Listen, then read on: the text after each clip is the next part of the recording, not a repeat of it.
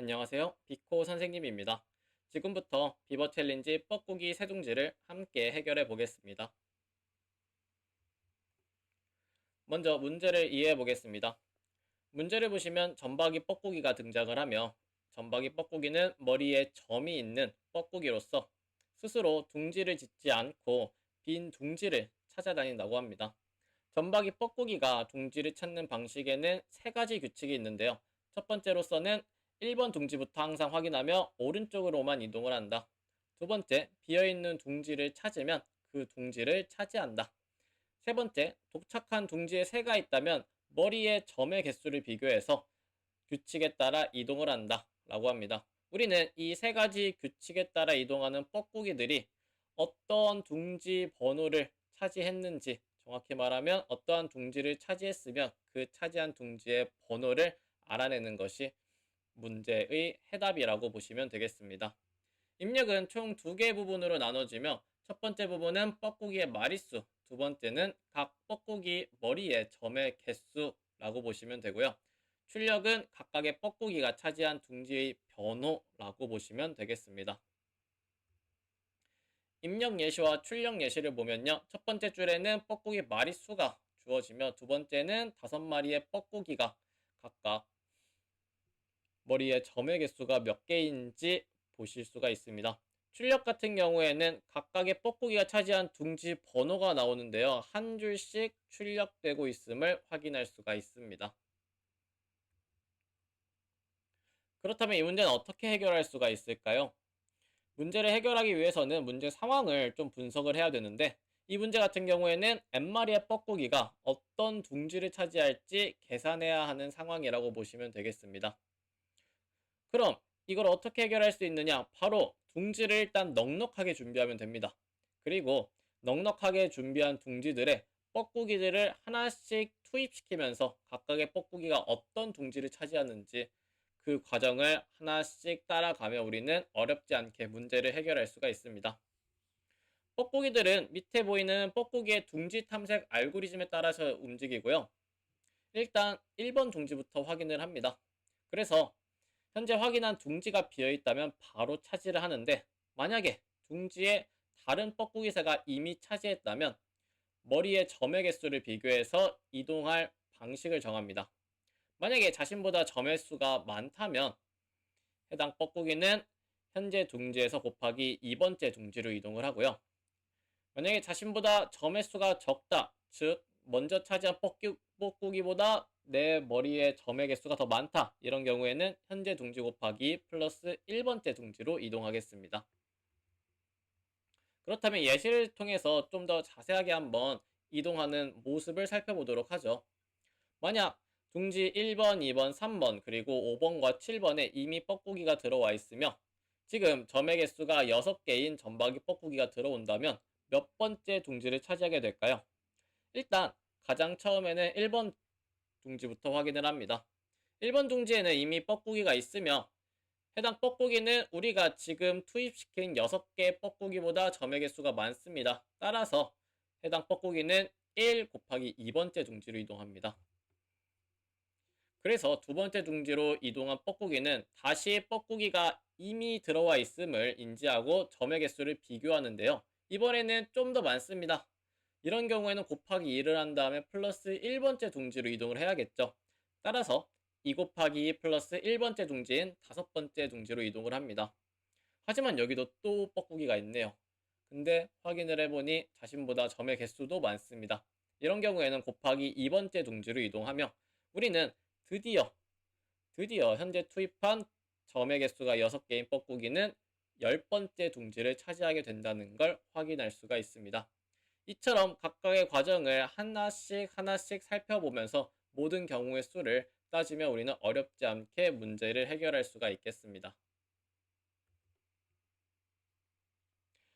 코드에 사용된 변수와 리스트를 확인해 보겠습니다. 사용하는 변수는요, 총 5개로서 첫 번째 n 같은 경우에는 뻐꾸기의 마리수, 인풋은 각 뻐꾸기 머리의 점의 개수가 되겠습니다. answer 같은 경우에는 뻐꾸기가 차지한 둥지 번호를 각각 저장하는 변수고요. 가장 중요한 건 아무래도 둥지겠죠. 네스트라는 변수는요, 둥지를 의미하는 변수로서 일단 넉넉하게 만들라고 했기 때문에 최악의 경우를 대비해서 2000개 정도를 넉넉하게 만들어 놓겠습니다. 그리고 이게 중요한 게 초기 값이 중요한데요. 아무도 들어있지 않은 값이기 때문에 0으로 초기화하겠습니다. 마지막으로 인덱스 같은 경우에는 각각의 뻐꾸기가 들어갔을 때 확인하는 둥지의 번호, 즉 현재 확인할 둥지의 번호라고 보시면 되겠습니다. 빈칸에 들어갈 코드를 살펴보겠습니다.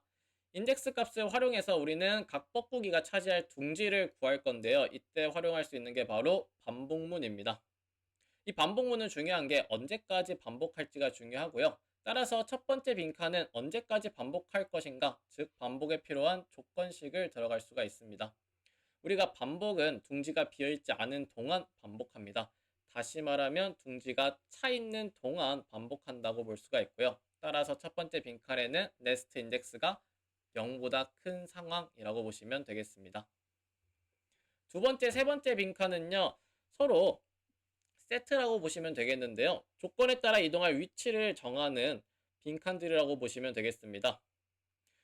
우리 전박이 뻐꾸기는 자신의 머릿수랑 이미 차지하고 있는 뻐꾸기의 머릿수를 비교해서 만약에 둥지의 세보다 자신의 점의 개수가 적다 이런 경우에는 곱하기 2번째 위치로 이동합니다. 따라서 우리는 두 번째 빈칸에는 인덱스 곱하기 2가 들어간다는 걸 알 수가 있고요. 만약에 둥지의 세보다 자신의 점의 개수가 더 많다 이런 경우에는 플러스 1을 더해줍니다. 따라서 세 번째 빈칸에는 인덱스 곱하기 2 플러스 1이라는 수식이 들어간다는 걸 확인할 수가 있습니다. 마지막으로 가장 중요한 건 정답을 출력하는 거겠죠. 정답은 어떤 값이 들어가야 되느냐, 우리가 현재 차지하고 있는 둥지 번호가 들어가야 되고 이 둥지 번호는 인덱스에 저장되어 있습니다. 따라서 네 번째 빈칸은 인덱스가 되겠습니다. 이렇게 빈칸을 모두 채워주면 문제를 해결할 수가 있습니다. 이번에는 C 언어 코드에서 사용된 변수와 배열을 확인해 보겠습니다. 우선 변수 같은 경우에는 3개가 사용되고 있고 추가로 2개까지 더 사용되고 있네요. 일단 n 같은 경우에는 뻐꾸기 마릿수를 의미하고요. 인덱스 같은 경우에는 아까도 살펴봤듯이 현재 확인할 둥지 번호가 되겠습니다. 그리고 input 같은 경우에는 각 뻐꾸기 머리의 점의 개수가, 그리고 answer 같은 경우에는 각 뻐꾸기가 차지한 둥지 번호가 저장이 됩니다. 마지막으로 빈 둥지를 의미하는 nest는요, 최악의 경우를 대비해서 2000개 정도 넉넉하게 만들어 놓았으며 다 0으로서 초기화가 되어 있음을 확인할 수가 있습니다. 빈칸에 들어갈 코드를 살펴보겠습니다. 파이썬 코드와 거의 유사하게 while문을 사용하고 있습니다. 우리는 반복문을 사용해서 빈 둥지를 찾을 때까지 계속 반복을 할 예정이고, 따라서 첫 번째 빈칸에는 둥지가 비어있지 않은 동안을 의미하는 네스트 인덱스가 0보다 크다라는 조건식을 사용하면 되겠습니다. 두 번째, 세 번째 빈칸은요, 조건에 따라 이동할 위치를 의미하고요. 두 번째 빈칸 같은 경우에는 둥지의 세보다 자신의 점의 개수가 적다. 따라서 두 번째 빈칸은 인덱스 곱하기 2가 들어가며, 세 번째 빈칸은 둥지의 세보다 점의 개수가 많은 경우를 의미하며 이때는 인덱스 곱하기 2 플러스 1이라는 수식이 세 번째 빈칸에 들어가게 되겠습니다.